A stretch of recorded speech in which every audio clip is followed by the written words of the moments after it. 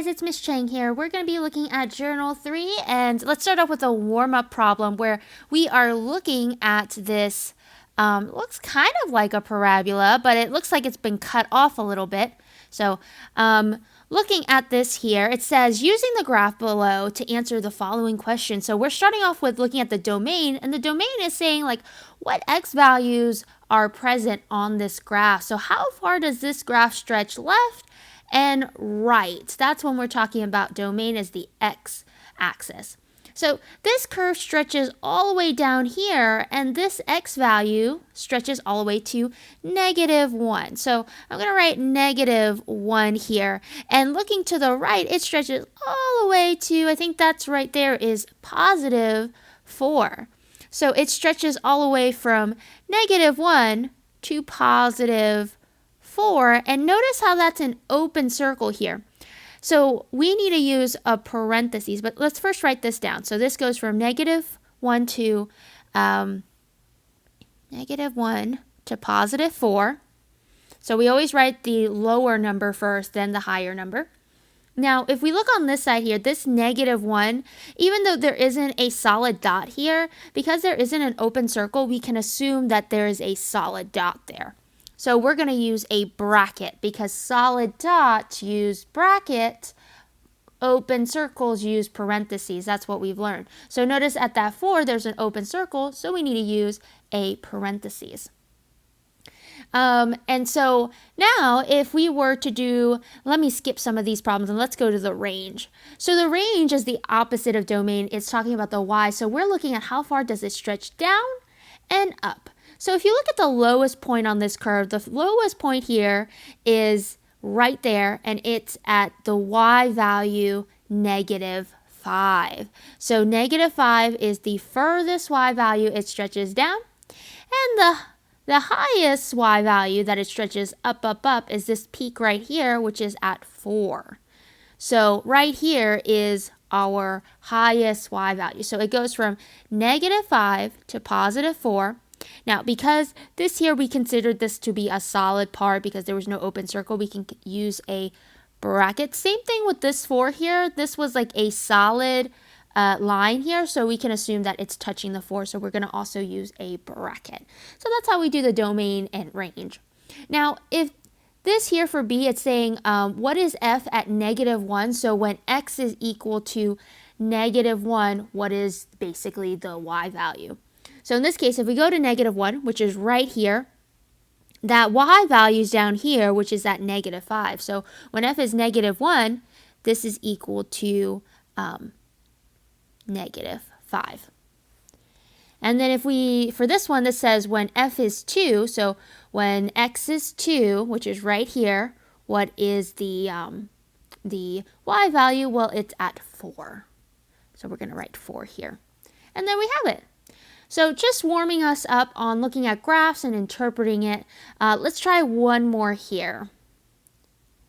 So if we're looking at this graph, this function, it hasn't been drawn for us, so we have to draw it. And you can use Desmos and graph this in Desmos, but for this sake here, I'm not going to use Desmos, and I'm just going to go ahead and do my interpreting. This is a square root type of graph. So anytime you have a square root, it kind of looks like a firecracker. It looks kind of like this, right? And so typically this is sitting on the origin, right? But notice how there's a shift. This says -4, so it's going to move right 4. So we need to move this dot here to 4. So we're going to go 1, 2, 3, 4. So it's going to sit right there. And then it would shoot on upwards, okay? So in this case, this is what the picture would draw. You can obviously put this in a graphing calculator or a Desmos and it will draw for you. So in this case, it says find the domain. So the domain is your x values. Notice how the furthest point to the left is at 4, but it's pointing to the right with an arrow. So this is going from 4 to, if it's going with an arrow, it's going to +infinity. So we can say 4 to +infinity, and we can't touch infinity, so we have to use a parentheses. We're going to use a bracket on the 4 since that was a solid dot right there. So it says, find the values of x such that f of x equals 0. So this is saying we need to find the x value. What x value makes the y equal 0? So when y is 0, it's right here, right? So if you look on this axis here, the only y value that touches 0 is right here. So when x is 4, y is 0. So right there. So x has to equal 4.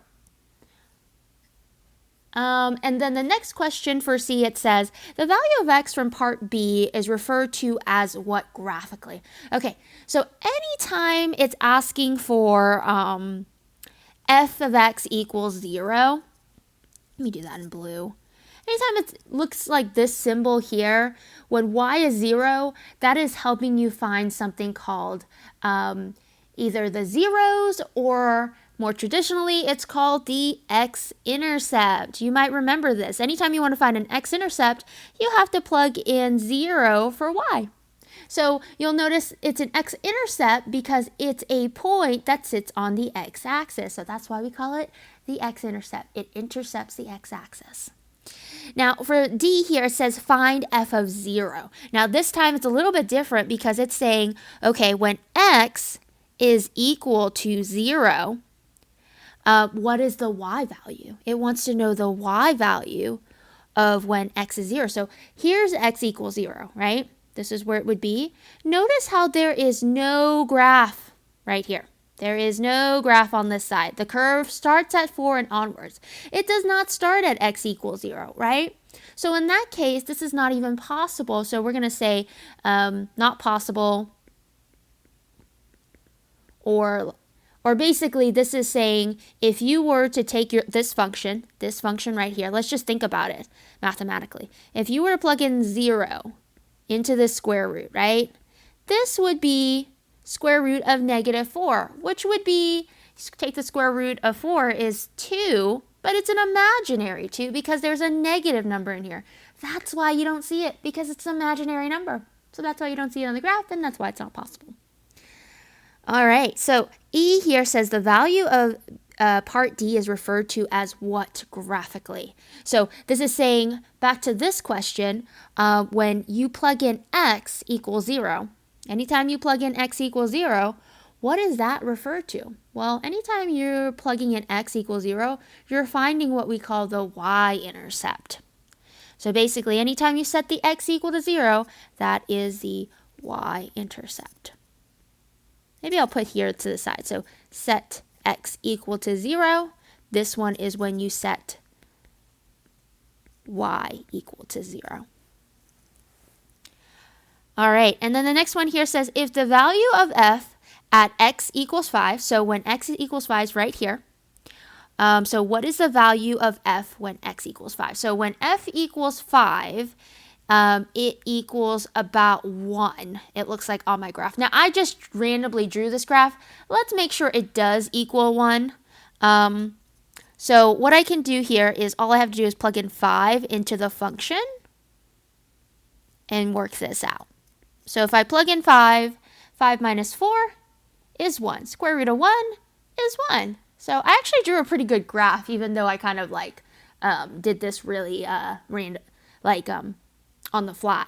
So in this case, it does turn out that when you plug in 5, you do get 1. So in this case, this is just 1. So I'll just write f of 5 equals 1 here.